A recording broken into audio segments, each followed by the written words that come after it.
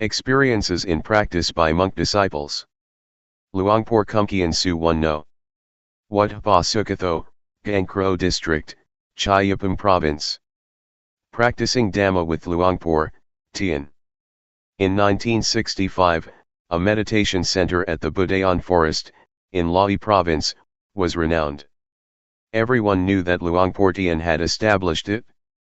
It was said that people who studied and practiced there would realize and really see the truth.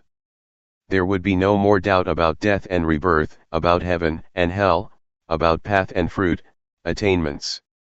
Some people persuaded me to take a look at it, because at that time I was trying hard with the Buddha meditation method to get peaceful, which I was reasonably successful at, but I still had doubts about death and rebirth, heaven and hell, path, fruit and nibbana.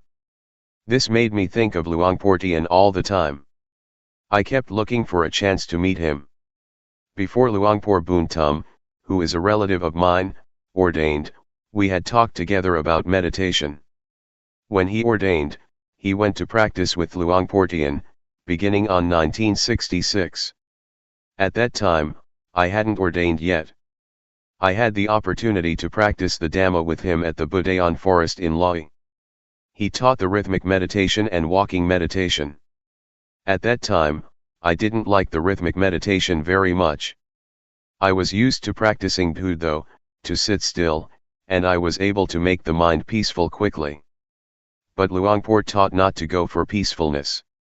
He taught to be aware all the time, to know the movements while doing the rhythmic meditation and not to get caught up in peacefulness. It was opposite to the method that I had been doing. Sometimes, I didn't feel like doing it. There was lots of resistance in the mind.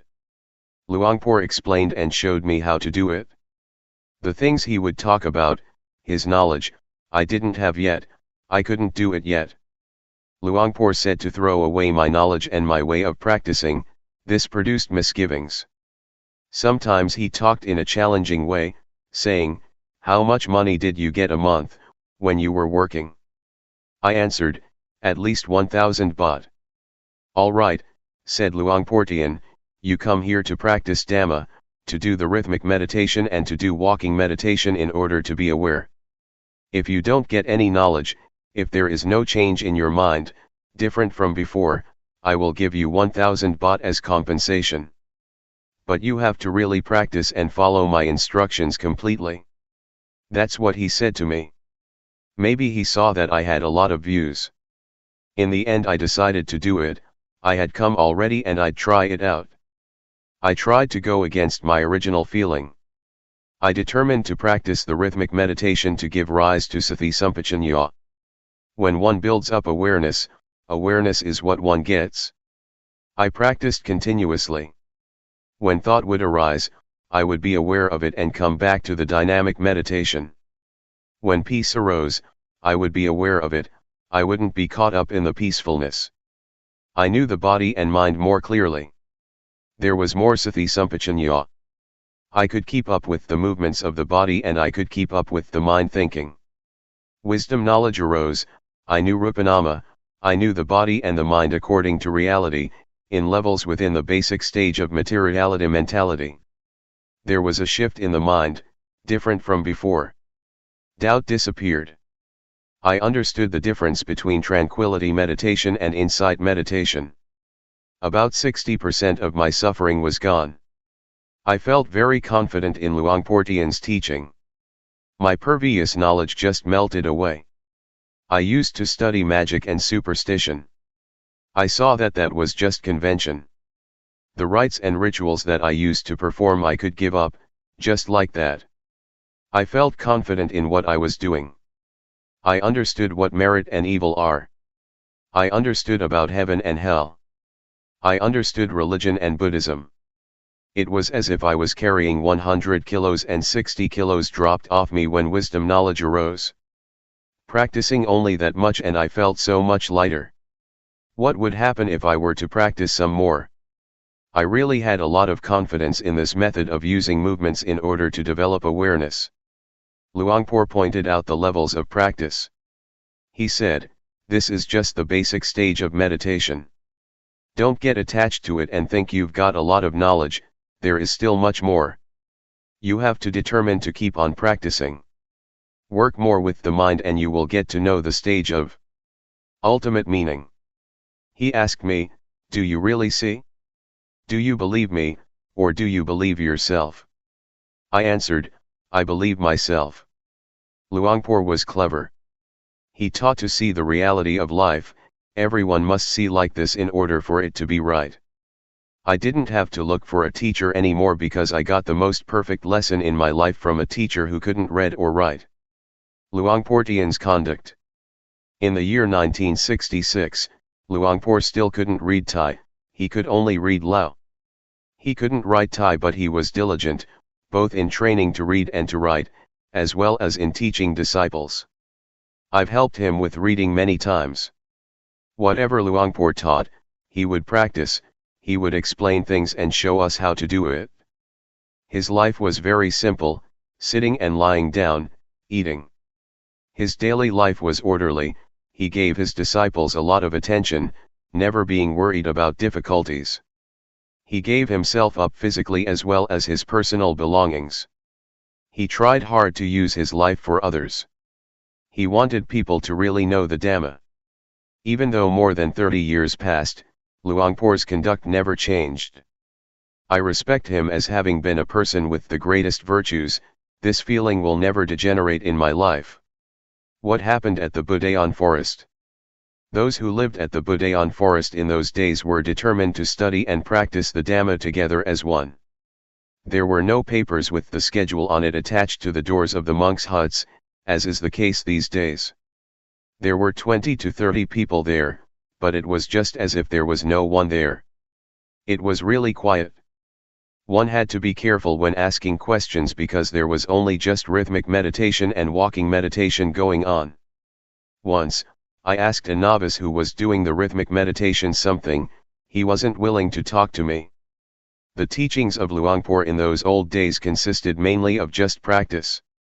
In the early morning, one could hear the sound of monks doing walking meditation and the sound of dew falling on banana leaves.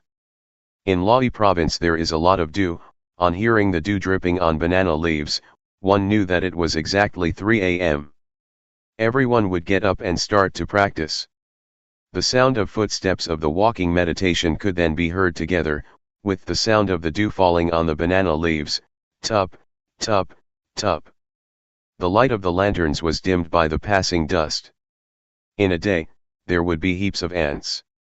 I got the taste of the Dhamma that arose from developing awareness. I got more and more answers to the questions of my life. We stayed in little huts. When it rained we would get a little bit wet. We got in touch with life without excessive comforts. When eating, we would sometimes pour some water from our kettle onto the chili that was beginning to run out, an immediate solution to the problem. The water for washing the bowl had to be poured together in one vessel, and then used to wash other dishes. After that it would be used to water the trees that had been planted. The water for drinking and bathing was about a kilometer away from the retreat place. When going to bathe, one had to find some container to put water in and carry it back. One had to fully look after oneself. The young monks, on seeing the old monks carrying cans of water back to their huts, would carry it for them. Poverty made us use life in an orderly way without shrinking back. We were not afraid of difficulties. Sometimes, I would save the plastic bags that lay people would wrap food in, to fix up the leaking roof. I put forth steady effort and was very enthusiastic. The walking meditation path glistened from our walking so much. The wood in the hut where I would sit was marked from one sitting a lot in the same spot. As I was doing the rhythmic meditation or the walking meditation, it felt as though there was only just this one person in the world, no division into this and that. It would run counter to one's feelings to get an invitation from lay people, to eat at their house and perform certain ceremonies. One would think about his walking path and miss the seat in one's hut. Those places provided a meditator with peace and coolness, and gave him a sense of dignity. One would feel proud of doing walking meditation and of the times that one would develop awareness, by practicing the rhythmic meditation. This kind of work is something that gives one honor in life. One doesn't become fed up with it. Some days, while doing the rhythmic meditation in the hut, Luangpor would come by. I could remember the sound of his footsteps. "Are you here?" "I'm here, Luangpor." "What are you doing?" "I'm doing the rhythmic meditation." "Do you see outside as well as inside?" "I don't see outside, I only see what is inside." "What do you do to see outside?" "I open the door." "All right, then open the door." When I opened the door, Luangpor told me, "Make sure you see outside as well as inside, don't only just see outside or only just inside. Keep the mind in the middle."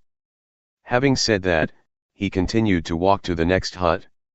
I understood that Luangpor talked the language of the mind, that looking at the body and looking at the mind, working with the mind, must be like this. To get caught up in thought is wrong, the mind going out too much is wrong. One should be the observer.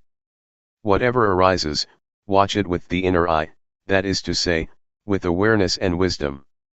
Don't want it, don't be it. In the morning and the evening, after the chanting, Luangpor used to give instructions. There were no tapes to listen to or books to read, we would only hear the teachings of Luangpor, and we would get to know the stages of practice that would arise in the mind from developing awareness. The mind would change progressively, one knows and sees by oneself. The words of Luangpor, in Dhamma language, that point things out, together with his diligent practice, made us realize that it is possible to understand, find, and see the Dhamma. It can be done. One can be liberated. The short interviews were not just thought-out questions, it was coming from experience, the results of meditation. It had nothing to do with reflections or analyses through reasoning.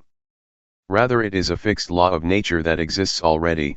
It starts with rupanama, real things that actually exist. One gets energized continuously until there is not more ground for suffering to arise. There is not self anywhere. Luangpor taught just this. He pointed it out clearly, just as if he would take us by the hand, not letting us think and guess about it. When suffering doesn't have a base, it dries up, it doesn't sprout anymore. When the end of suffering is reached, there is nothing further to do. It is called according to reality, the remainder-less extinction of Namarupa. I'm not sure whether this is in the scriptures or not, I'm talking according to actuality. It cannot be termed otherwise. Luangpor's teachings pointed this out crystal clear.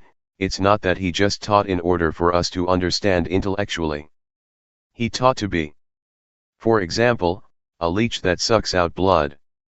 We didn't see it before, but when conditions are such that it drops off, we see it and we feel disgusted. But when the leech was stuck to us, we didn't know. This is similar to defilements in the mind. We give them the free hand as long as we don't know and understand.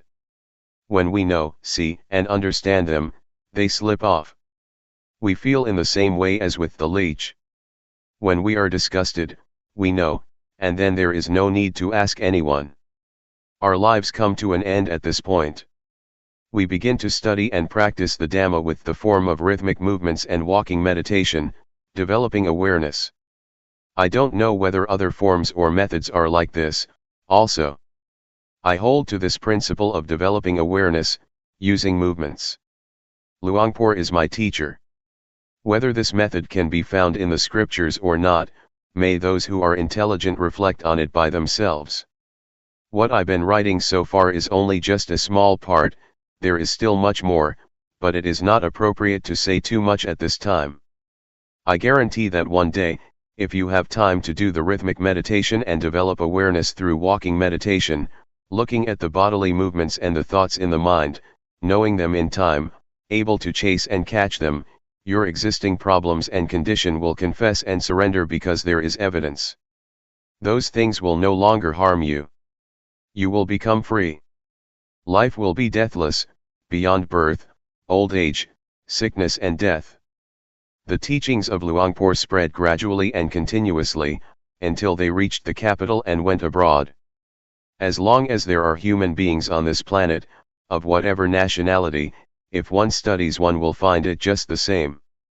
I invite you to go ahead and study, whether you can read and write or not is not important. When Luangpor was very sick, he still kept teaching. He really dedicated his life to others. At the time that Luangpor had not yet ordained, he tried his best to let everyone see what he had discovered. I have spent a rains retreat at his home village. The old people there, as well as the young, told me about it. Not only that, but I've seen small well-built huts, 20 or 30 of them, built with his own money, so that people could practice. Also the food, which he would take care of by himself. When Luangpor was still a layman, he was rich and held a good position. He was an important trader in Chiang Khon district, Laos province. He had a big steamboat to take goods along the Mekong River. He would go as far up as Luang Prabang, Laos, and as far down as Nakhon Phanom, Thailand. In those days, one could freely trade between Laos and Thailand. On both sides of the river, people knew Nai Hoi, the trader, Teean. His real name was not Teean, it was Pun, but it was a tradition of people around there to call people according to their firstborn child. People thought it offensive to call someone directly by one's name. If we would call him Luangpor Pun, those people would take that to be a lack of respect. When Luangpor was a layman, many people respected and obeyed him. He was the headman of the village, and he used to be the leader in merit-making ceremonies. He offered enough money to build a whole temple.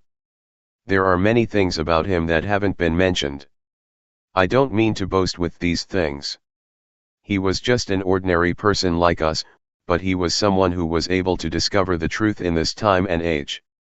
We should take him as our example. Before practicing with Luangpor, he would say that he used to make merit, ordained, performed the robe offering ceremony, built a ceremonial hall and did everything that is considered meritorious, but he didn't get to know the Dhamma that way. This made me think, hey, I didn't do as many meritorious things as Luangpor, I probably don't have a chance to know and see the Dhamma. But, in fact, it is not like that. Rich people as well as poor people can know, if one really practices and experiences bare and full awareness for a long enough period. Luangpor has been insisting on this all the way through. He challenged everyone and encouraged them to try it out and verify it for themselves. I would like to say that the reason I am a disciple of Luangpor is not because of his biography, not because of his external behavior, not because of hearing his words, or because of what people said about him. But it was because I tried out the method of developing awareness by using movements, and many results followed, until, in the end, there was nothing left of the word suffering. This was because of practicing according to Luangpor Teean's method. It is his teaching. To say that it is the method that the Buddha teaches is not incorrect. I'm not praising Luangpor Teean. I'm not bragging. I'm talking about what is practical, what is possible, what can be done in this lifetime. One doesn't have to wait for death, everyone can do it, can have it, can be it. Luangpor Teean is my teacher. I have followed everything he taught me, rhythmic and walking meditation, in order to generate awareness, to see the movements of the body with awareness, and to see thoughts in the mind with awareness, and to be the watcher of these two natural phenomena. Awareness and realization are the inner eye, they are the witness to the body and the mind, until one sees these two natural phenomena, and one gets the insight that they are only just material and mental things. They are not any self, they are just nature. Having seen it, one really knows that they are just rupa and nama, one knows how to deal with them and the problem is finished. One is beyond them. Next, Luangpor teaches to look at the suffering that is associated with rupa and nama. We look at materiality first, which is rupa dhamma. When we look at it with awareness, we see that it is a heap or a mass of suffering. We breathe to relieve suffering, we eat to extinguish suffering. When standing, sitting, walking and lying down we change position in order not to have suffering. Then, we see rupa disease. We must find a way to solve sickness and pain. The suffering of the body can only be remedied, it cannot be abandoned. If there is no remedy, that's the end of it, that is what rupa dhamma is like. As for nama dhamma, it can be realized. We watch the states of the mind, just as if we're sitting in a room that has windows, whatever arises, we see immediately. Originally the mind is in a state of normality, but objects come floating in, they are like guests. One sees gladness and sadness. One sees the mind that loves, gets angry, has greed and is deluded. One sees all of it because one is the watcher. When we look, we will see, and on seeing we can let go. One doesn't become the object of mind. This is not the same as watching materiality. The suffering of rupa cannot be abandoned, one can only lessen it. For example, when one is hungry, one eats to solve the problem, one cannot abandon hunger. The mind is not like this.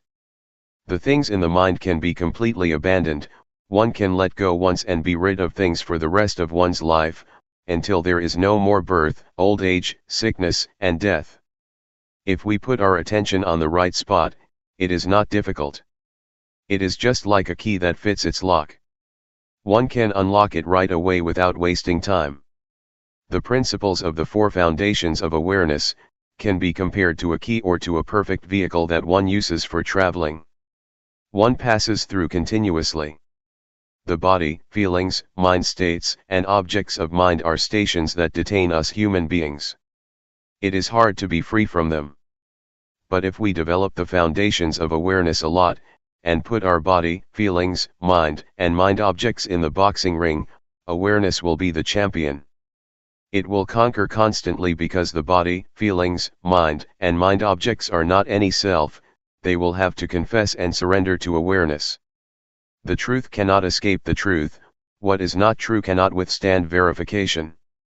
The principles of the four foundations of awareness compare with a just judge who upholds uprightness. They charge suffering, the ego, the self, like, dislike, gladness, sadness, defilements, craving, being caught up in things, the sense of me. These things cannot arise. One could say that the foundations of awareness are the contraceptive medicine to control the birth of suffering.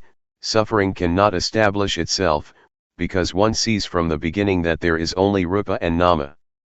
When one sees from the start that there are only just rupa dhamma and nama dhamma, this immediately affects suffering. It is shaken. This matter is about ending suffering, it is about peace, it is about the remainder-less extinction of all suffering. Luangpor Teean Apagaro. Watsanam Nai, Bongrua District, Nuntaburi Province. The experience of meeting Luangpor Teean. I am a monk from out in the country. My parents were farmers. Before I ordained, I made merit and made offerings. I would go to the monastery as the tradition prescribed, and as my parents used to do. At that time, I didn't practice yet. I ordained when I was nearly 23 years old, in 1961. Having ordained, I studied in an ordinary monastery in Hudan province. I practiced some meditation, but I didn't understand it very well. In 1968, I spent the Rains retreat in Chayapam province, and after that I learned to give Dhamma talks. In those days, in order to give talks, one had to study with a teacher. It so happened that a layman from Lahi province came to visit his relatives here, and he had heard Luangpor Teean speak Dhamma with Ajahn Mahaboatong, the latter being one of his first disciples. He practiced with Luangpor Teean, and he was invited to give a talk to the lay people at my wat. This man kept talking to me, telling me all about it, and it struck my mind how he could talk about the Dhamma. I had been a monk for 7 years but still didn't know or understand Dhamma. This made me doubt, and I felt ashamed of myself. I had studied some scriptures, but where was the Dhamma? Ajahn Mahabhotang had studied until he had a degree and still practiced too. Where is the Dhamma to be found? If I stayed to be a monk for many years, when I gave a talk there might be meditation monks present, and then I would be embarrassed. So I thought to myself, this year I have to go and practice the Dhamma, I have to go and study the Dhamma with Luangpor Teean to know and understand. As for learning how to give talks, it could wait. At that time, I was imagining that one would probably get psychic powers from practicing meditation, and that one would be able to dive into the earth, become invisible, disappear and those kinds of things, because that is what I had read in books. It is said that one could get the divine eye and ear, and I thought that it really was like that. That would be great. So I decided to find a teacher. I had very high expectations, they pushed me onward. I went to see Luangpor Teean at the Budayan forest in Lahi province. I arrived in the evening and asked to see Luangpor, but he had gone to his home village to open a meditation retreat there. I wanted to go after him. At that time, I had very strong confidence in Luangpor. I wanted to see what Luangpor Teean looked like. However, the monks told me to spend the night there first, and the next day they would take me to him. I agreed. I had a talk with Ajahn Mahabhotang but I was still thinking that I wanted to see Luangpor Teean. The next morning we set out to find Luangpor Teean at Bohom village. We arrived around 10 o'clock in the morning. I paid my respects to him, and he asked me, "Where do you come from?" I told him that I ordained at my home village in Udon Thani province and that I had been studying for 7 years. I told him about my doubts and that I wanted to practice the Dhamma with him. He didn't say much. He asked, "Are you really interested?" I said yes. He asked, "Are you going to practice sincerely?" I said yes. He said, "Practicing Dhamma is easy. There is no need for ceremonies and rituals." I liked that. I had already decided that if he told me to recite rising falling, I wouldn't do it, because I found it was embarrassing. But he was talking about practicing in a simple way, being at ease, using movements. No need to close the eyes while sitting, raising the hand, lowering the hand, making movements. Hey, that sounds simple. He showed me how to do it, and I followed him. When I was able to do it, he let me do it by myself. I felt a bit embarrassed at first. I am someone who easily feels ashamed. He told me to stay alone in a hut. I practiced alone at Bohom village for as long as 15 days, but I still didn't understand. After that, I practiced at the Budayan forest for about a month. Luangpor came to see me every day, 2 or 3 times.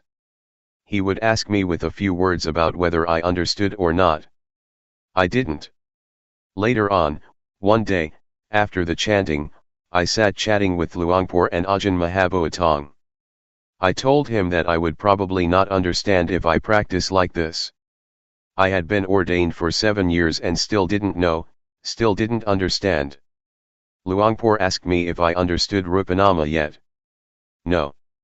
I asked Luangpor if I could practice intensively for a while, which means not to go for the chanting, not to go on alms round and just practice by myself in my hut.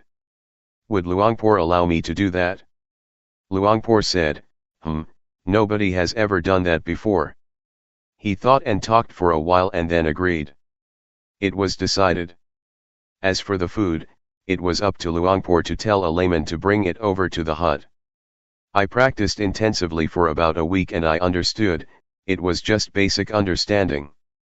At first I didn't see Rupanama, but later I did, I understood.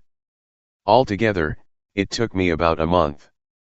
Now I understood the meaning of ordination, even though I had been a monk for 7 years.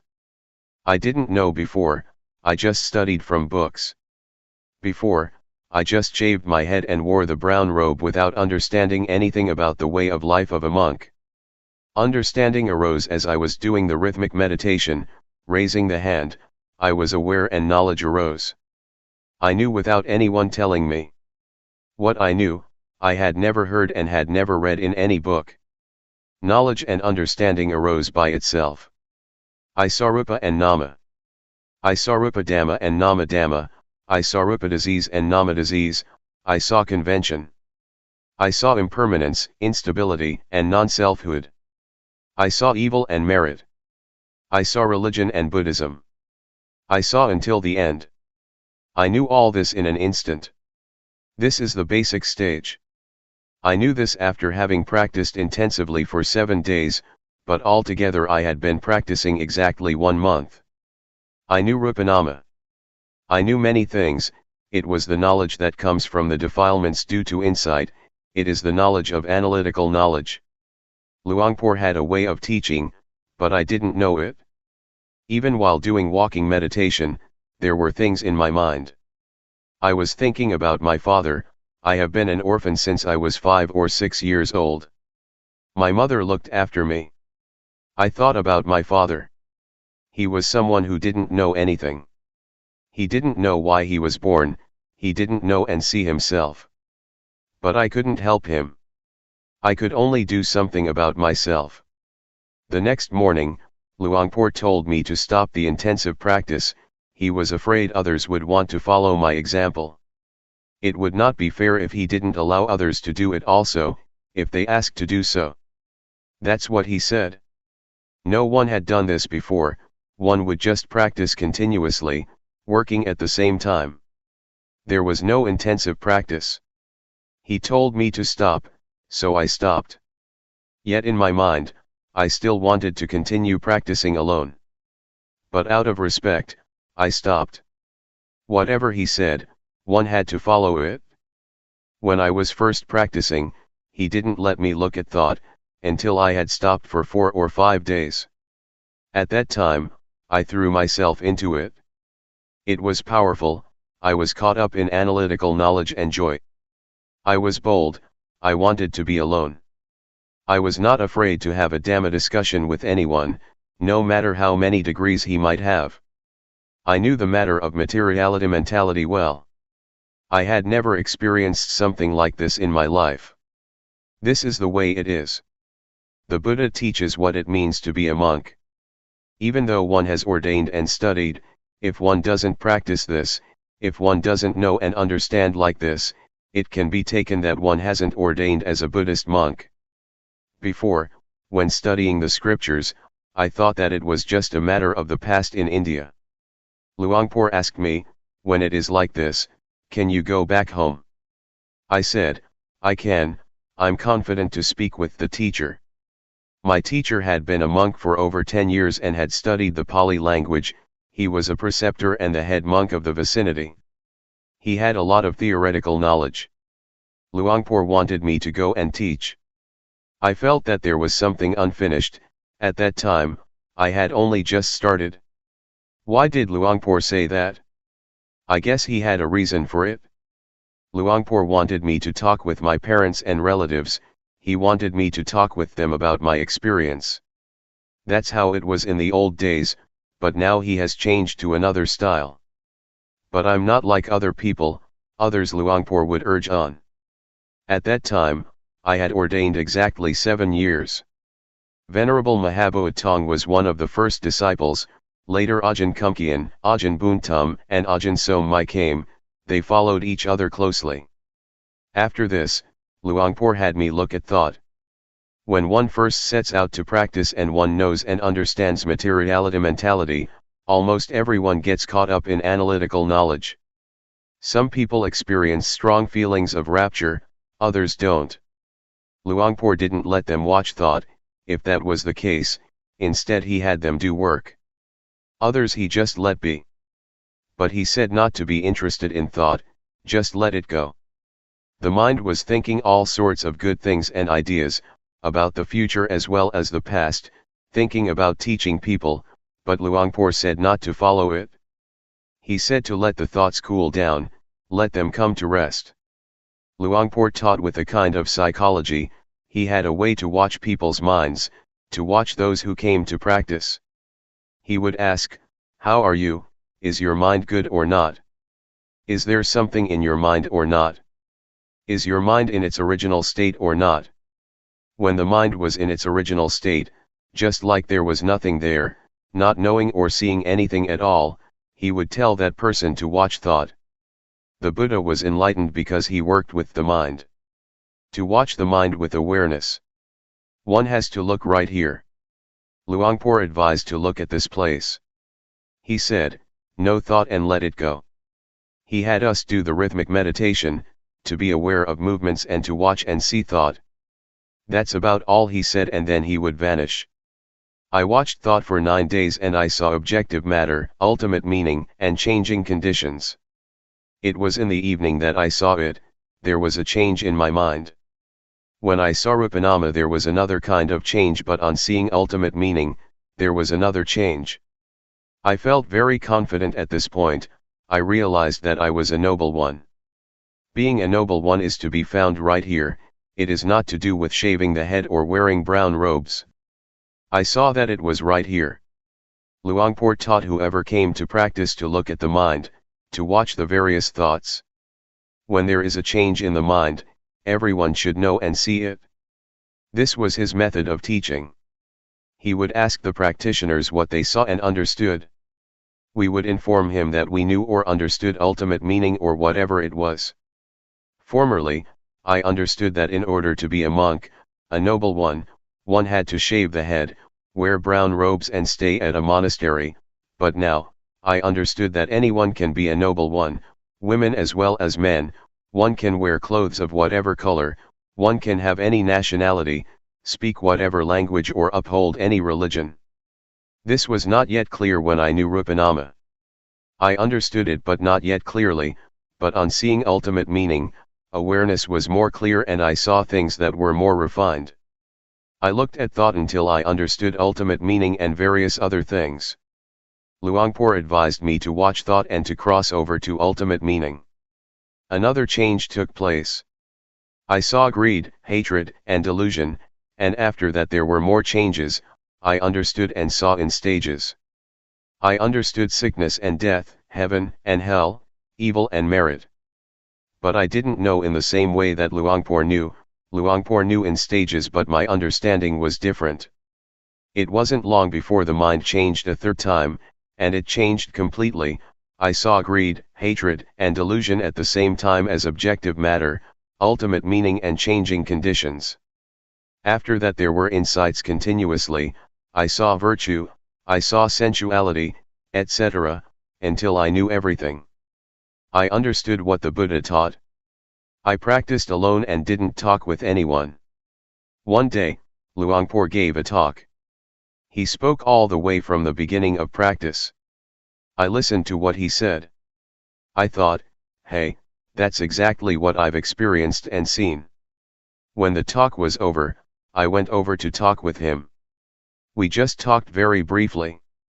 Since that day, for me, whatever someone may say or teach, I am completely confident that the method that I practiced with Luangpor, the method that Luangpor teaches, is a shortcut, is a straight way of practice, is a method that has nothing to do with ceremonies and rituals. The paths, fruits and nibbana, that we are doubting about, that we're searching for, that we're trying to attain, have nothing to do with studying. One can study or not study. It is another thing altogether. I really am confident about it. Counting from the day that I started to practice by myself, about 1 month and 20 days had passed, from the outer bark to the heartwood. On the last day, I sat doing the rhythmic meditation. I mostly sat, I walked less. It was as if I came to an end, as if I was finished. But awareness was still good. I still felt everything clearly. I was thinking by myself, am I crazy or not? No, I'm not. The eyes still see, the ears still hear, and I still know coming and going. I'm not crazy. Why is it like this? At that time, I didn't know yet. But when I knew, I realized, this is not wrong, this is really what the Buddha teaches. I went to talk with Luangpor and informed him that it was like this. He said, birth has ended, being has ended, the practice has finished. Luangpor used to say that, the Buddha cut his hair only once and that the Buddha kills people, but most of us don't understand these comparisons, we don't know what has been cut. But when I experienced it, I knew that things are like this. When I talked with Luangpor, we didn't talk very long, when I knew, he just let me go. During the last stage that I was watching thought, I looked at my mind changing continuously, in periods, in stages. But there must be an object to know, if one knows without an object to know, if one knows absent-mindedly, it shows that it is not right, it is still wrong. There must be an object constantly, one has to see constantly. I completely understood about the training in virtue, the higher training in virtue, the higher training of the mind and the higher training in wisdom. I knew all of it. But I cannot speak in the same way that Luangpor did. The way he used to talk was that things have to be like this and like that, but what I saw was more like an immediate liberation. Luangpor has another style. It goes in stages. My way is different. Altogether there were 5 shifts in the mind, it happened very quickly. With the last one, I knew the state of arising passing that Luangpor used to talk about. They say, the eye sees a form, it arises and passes. One hears, it arises and passes. Something comes in contact with the body, it arises and passes. This is what's in the scriptures, anyone can say it, but this has nothing to do with the state of arising passing. It is something different. I can really guarantee this method. At this time, with Luangpor having passed away, I can insist that the principles of the method that Luangpor teaches are right. If one really practices, one will get results, regardless of who it is, one can be ordained or not be ordained, it is not connected with having accumulated virtuous qualities in the past. It doesn't depend on anything. This is something different altogether. That's the way it is. Practicing intensively in order to be aware, these are just words.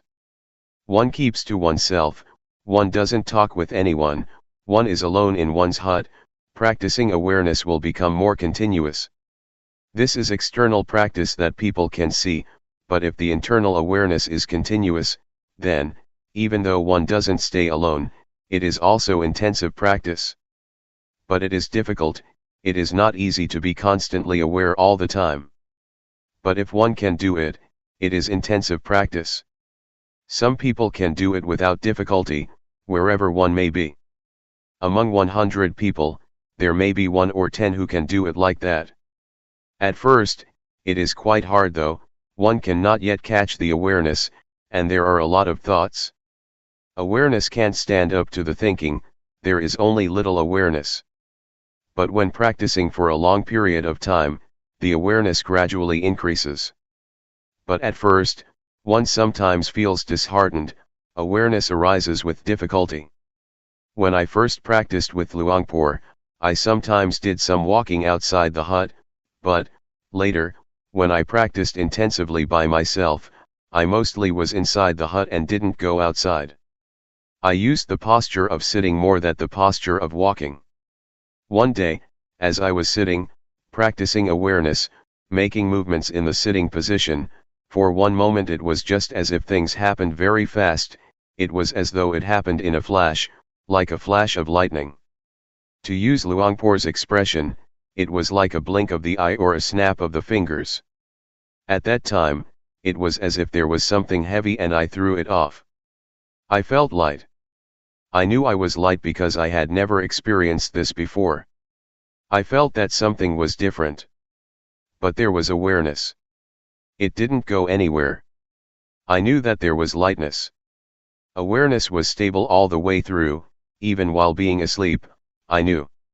When awareness is perfected, dreams during sleep will become less or they might stop altogether. Ordinarily we think a lot, but when we develop awareness, thought becomes less and less. In the scriptures, it is said that noble ones, or those with awareness and wisdom, don't dream. This is talking according to the books. In the daytime we think and at night we dream. One knows one is dreaming, it is similar to thinking. One knows, sees, and understands it, and so one knows at the time that one is dreaming. Developing awareness through making movements with the hands, if we find that it is not convenient to do so, we can be aware of other movements such as blinking the eyes, breathing, or whatever. Awareness can be practiced in many ways, it is universal, it can be applied to our duties and our work. But what is important is to know at that moment, knowing within oneself. We make a movement or we take hold of something. Know what you are doing. There must be one point or other to know, without having a focus somewhere, we can't catch awareness. The knowing is the most important. If we are aware of some part of the body, we will automatically know other parts that are moving because they are connected. If there is awareness within, one knows while working. It is like turning on the light, suddenly there is brightness. It works at the same time. It connects. Just like a tightrope. When it is cut, everything jerks. We should train our minds to be with awareness and watch our thoughts. Never mind if the mind thinks. It is not that we try to stop thinking. Go ahead and let it think. But look at it. We are just the observer. Observe it continuously and let it go. Trying to train like this, one will make gradual progress, until one reaches that point. All things arise from a cause, things pass because the cause is no longer there, that is what monks teach. But we don't know what the cause is. The monks teach cause condition, object condition, etc. There is a point where causes are finished and conditions are finished. We don't know where they went. No one followed to see what happened. Whether one knows or not, one doesn't see it. We shouldn't call this point the end, because it would be encouraging people to do evil. It would be misunderstood by people who still don't have enough understanding. Therefore, the way of teaching must be a skillful one. Luangpor said, "There is no coming and no going." One can say as much as that. If we were to say that there is no life after death, it would just be the end of the matter, and people wouldn't do anything. They would call it wrong view that one who does good doesn't get rewarded, or doesn't get merit from meritorious actions. There is no heaven and no hell. This is a wrong teaching. There is no coming and no going, reflect on it yourself. It's up to you to figure it out or not. Study it for yourself, know, and see, and be it for yourself. That is better than what someone else might say. When you are and have this knowledge, you will be at ease. Others may want to be reborn. That's their business, but we don't come from or go anywhere. We stay here. In reality, if we understood what the end of life really is, we would be at ease. Everything would be done easily and in comfort. But as it is, we don't understand, so we act out of not understanding, we act in an ignorant way. To act with knowledge is different. There are people who know, but people who don't know still don't know, even when they practice. They are not sure and not confident. But for someone who knows, whatever happens, he or she is sure, whether one practices or not, one is confident. Because one knows. One can practice or not, it really is very simple. The Buddha teaches to practice simply. When we get to that point, we see that the Buddha's teaching is very simple. It is so simple that nothing remains to be said, or there is nothing left to teach. What is there to get? There is nothing to get. Putting it simply, the Buddha teaches to stop, doesn't he? He teaches people to stop. But we don't stop. We're not willing to stop. When we stop, it will be finished, there is nothing. But the body still goes on living, one still eats, one still does various duties and practices, the body still moves. But inside, there is stillness, there is not wanting, there is coolness. It has stopped, it is enough. We could talk in terms of path, fruit, and nibbana, or whatever. There is not birth, there is not death, there is not aging, there is not sickness, there is not going, there is not coming. These words are convention, words spread out and enlarge. So, may all of you be able to train yourselves and prepare yourselves. Try to let appear that which exists already, and when the time comes that the breath stops, it will really be very easy. Ajahn Da Sam Makatho. Wat Buddha Yanuntaram Monastery, Las Vegas, 5320 Kell Lane, Las Vegas, Nevada, 89156. Presently living at Redding Meditation Center. www.reddingmeditationsociety.org. The path that is a path. The word path here doesn't mean a path on land, in the water, in the air, or a footpath, but it means a path to be traveled by the mind. From suffering to no suffering. From problems to no problems. From darkness, complexity, and confusion to brightness, peace and coolness. The Buddha is only the one who pointed out the way, Akatha Aro the Takatha. Whether one travels on the path or not, depends entirely on the individual who chooses to travel the path. Whether one acts, speaks, and thinks in a good or bad way, is a personal matter. Whoever practices in accordance with the teachings that the Buddha introduced, will inevitably be someone with brightness, will make progress in life and in work, and will not create problems for society. By contrast, whoever has no interest in the teachings of the Buddha, will experience suffering and will drop into darkness and delusion. Such a person doesn't know the direction that life should take. Such a person is ignorant of what is what, and harms both self and others out of delusion and lack of understanding, through bad behavior in body, speech, and mind. Such a person is under the influence of greed, hatred, and delusion. Described in the biography of the Buddha, as well as before the time of the Buddha, some practiced physical torment of self, and it was widely believed that the 7 or 8 absorptions were the highest of attainments.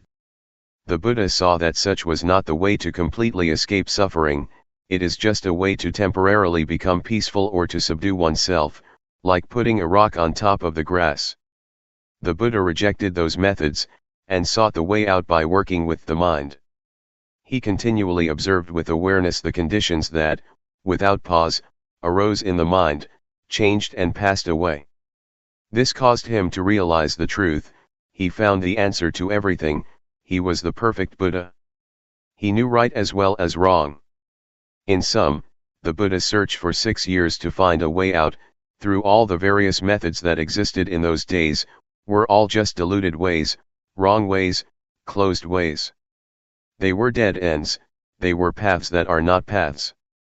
Awareness to continually watch the movements of body and mind, in accordance with the form of the 4 foundations of awareness, highlights the importance of the section, in that sutta, which stresses, 1. The postures and, 2. Sampajanya, or awareness directed towards the body. It is the means to access and come into contact with the basic objects of insight meditation, that is to say, to know rupanama, rupa doing, nama doing, rupa disease, nama disease, impermanence, instability, non-selfhood, convention, religion, evil, and merit. This is the initial stage for the practitioner. To know and experience these phenomena is to enter the highway of the Dhamma, and at the same time it is an arrow that points to the final destination, the end of the end, or the end of suffering, which is the highest goal of life. When we have reached it, we will have answers to everything. When knowing and seeing the truth, according to the way things are in reality, the mind begins to change from one thing to another, through the power of ultimate truth. Previous behavior and tendencies get reformed, and, at the same time, that which is really true in life becomes manifest, one loses one's naive beliefs about, for example, ghosts and angels, lucky omens, heaven and hell. One starts a new life, right there, at that point. Just that little bit of awareness is the vehicle that leads life to the end of all suffering. When life reaches the end of the end, it is as if one lives in a new world. It is a world of spiritual freedom, safe from spiritual suffering, it is a safe and peaceful realm. Life that has come in touch with the highest truth in Buddhism, will be established in the now, and it will be very simple. It will be light, comfortable, and without worry or doubt. There will be no danger. I can guarantee that one who has come to the stage of ultimate meaning will definitely not lose his or her way. He or she will have nothing to do with ghosts, angels, auspicious timing, sacred things, hell, heaven, death, rebirth, and so forth. This is because one who practices the Dhamma by developing awareness in this fashion, must know and contact objects all the time. That person must review the stages of practice, and investigate what one knows, what one is watching, where and how. All of this one knows instantly. It is said that the truth will not leave someone who is real, and, in the same way, someone who is real will not discard the truth. The secret of changing the states of mind. Take this little feeling, this awareness, as the starting point. Know when a thought pops up in the mind. Just know indifferently, know it, and let it pass. There is not need to pull the mind back, and do not let the thought pull you away. Awareness does its duty of watching by itself. When awareness keeps a close and careful watch, the observer and the observed are separated things, and one doesn't get entangled in thought. There will only be pure awareness in the present. At the moment that there is not greed, hatred, or delusion mixed up with the feeling, one will automatically know from deep within the mind that a change in the mind has clearly taken place. And in the end, that small awareness will have become a hidden power in each and every posture. We know Luangpor Teean from meeting and talking with him, from reading his books, from what others have said about him, and from practicing. But I know him as the one who gave me a new life. The principles for conducting one's life in a simple, light, and comfortable way, without worry, were passed on to me from experience gained, when I was close to Luangpor, continuously and for a long period of time. I have spent 6 rains retreats with him. I used to think, in those days, that I would stick with him forever. To get a new life is like reliving life anew, or one could say that it is dying and being born again. Dying before death, being born again, my being born in the Dhamma, approaches now its 15th year. At present, life is in its teenage stage in the Dhamma. I'm not much attached to places or people. I feel that my experiences of life are very little. It's not yet enough, but as far as practice goes, it is sufficient. I know what to do, and I don't suffer. Let me go back a bit. Formerly, when I went to see Luangpor Teean, I thought I would dedicate myself to him, whatever he would advise I would determine to do, as a lesson or an experiment. I determined this because I had strong determination and an aspiration to prove myself according to his principles, and I was confident that this way that I had chosen was the last way out. With such determination, opposing views, opinions, and thoughts were erased altogether. I had no doubts, I had no problem at all. When I started to practice with determination, fully and continuously, by being aware of standing, sitting, walking, lying down, bending, stretching, moving, blinking, breathing, swallowing saliva, leaning to the right and the left, raising and lowering the head, eating, drinking, going to the toilet, dressing, and so forth for 3 days, I was aware and completely awake.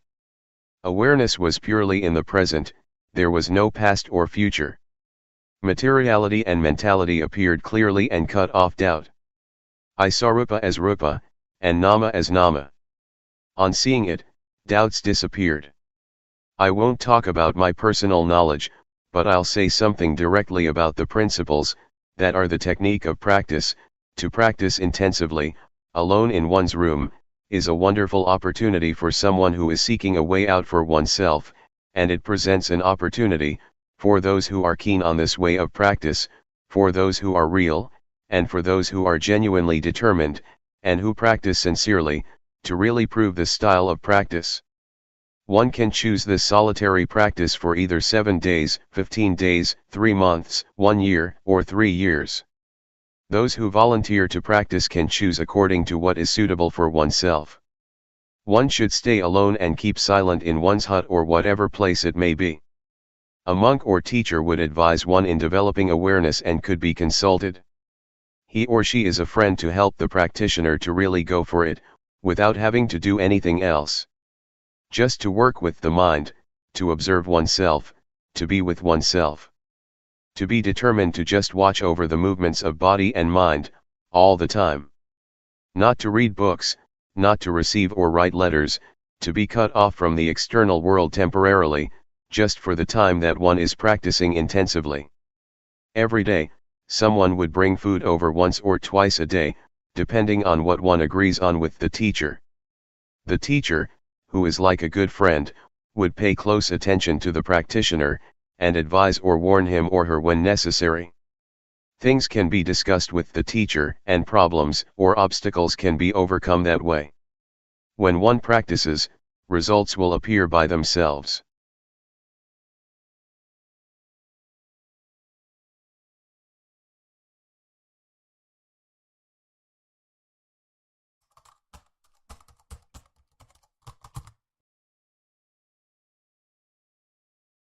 May all beings be at ease.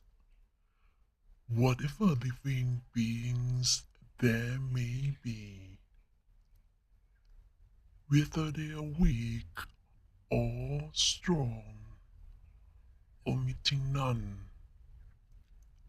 the great or the mighty, medium, short or small, the seen and the unseen, those living near and far away, those born and to be born. May all beings be at ease.